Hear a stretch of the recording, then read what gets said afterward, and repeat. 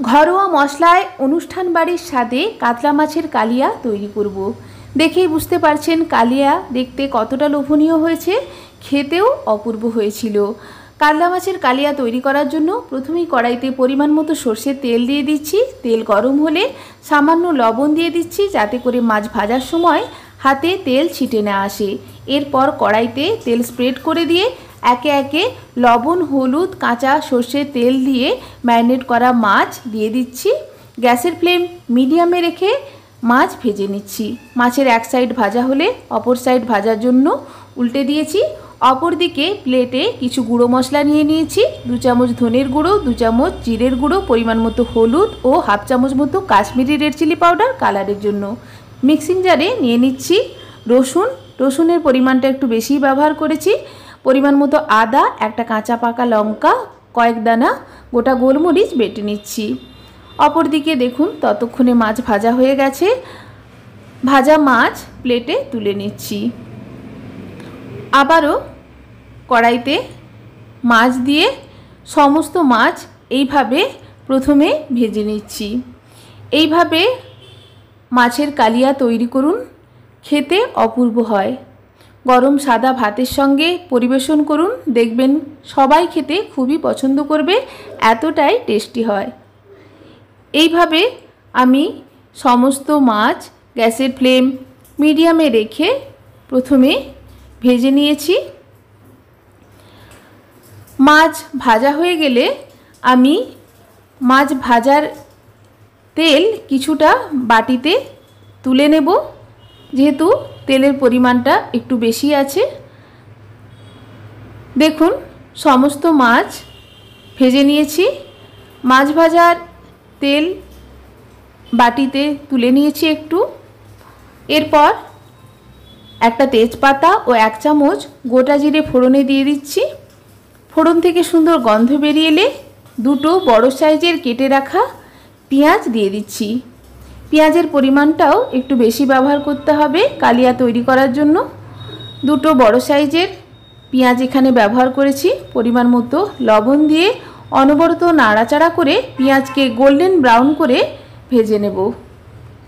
এইভাবে পেঁয়াজকে golden brown করে ভেজে মাছের কালিয়াটা তৈরি করলে স্বাদটা বেশ ভালো হয়।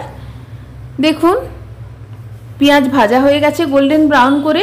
এরপর মিক্সিং জারে বেটে রাখা রসুন, আদা, কাঁচা লঙ্কা ও গোলমরিচ বাটা দিয়ে দিচ্ছি।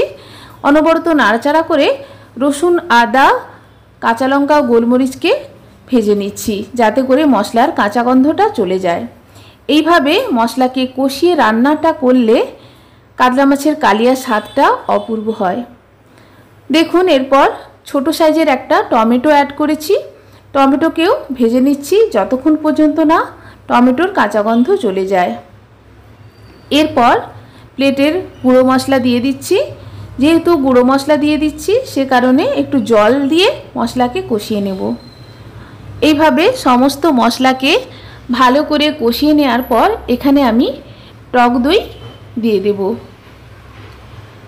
যেহেতু টক দই ব্যবহার করেছি সে কারণে টমেটোটা ছোট সাইজেরই দিয়েছি। হাফ কাপ মতো টক দই আমি একটা স্মুথ পেস্ট তৈরি করে নিয়েছি। গ্যাসের ফ্লেম লোতে রেখে হাফ কাপ মতো টক দই দিয়ে দিচ্ছি। চেষ্টা করবেন ফ্রেশ টক দই ব্যবহার করার। আমি কাপ ধোয়া জল দিয়ে দিচ্ছি। গ্যাসের ফ্লেম লোতে রেখে টক দইকেও ঢাকা চাপা দিয়ে কষিয়ে নেব মশলার সঙ্গে। বারে বারে ঢাকা দিয়ে ও ঢাকা খুলে নাড়াচাড়া করে টক দইকে মশলার সঙ্গে খুব ভালো করে কষিয়ে নেব। মশলার কালার দেখেই বুঝতে পারছেন মশলা খুব ভালো করে কষানো হয়ে গেছে। মশলা তেল ছাড়তে শুরু করেছে, মশলার কালারও চেঞ্জ হয়ে এসছে। এইভাবে খুব ভালো করে মশলাকে কষিয়ে নিয়েছি। এরপর স্বাদটা ব্যালেন্স করার জন্য হাফ চামচ মতো চিনি দিয়ে দিচ্ছি। যেহেতু এখানে টক দই ও টমেটো ব্যবহার করেছি, চিনি দিলে স্বাদটা ব্যালেন্স হয়।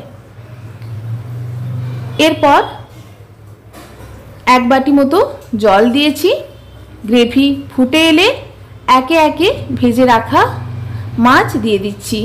মাছ দেওয়ার পর বেশি সময় ধরে মাছ ফোটাবো না, এতে করে মাছ নরম হয়ে যাবে, খেতে ভালো লাগবে না। মাছ দিয়ে এইভাবে ভালো করে মিক্স করে নিচ্ছি। এরপর উপর থেকে ফ্রেশ ধনেপাতা দিয়ে দিচ্ছি ও 1 চামচ মতো শাহি গরম মশলা দিয়ে দেব। ভালো করে মিক্স করে 5 মিনিট স্ট্যান্ডিং টাইমে রেখে গরম গরম সাদা ভাতের সঙ্গে সার্ভ করুন। খেতে দুর্দান্ত লাগবে। আমার রেসিপি রেডি। ধন্যবাদ।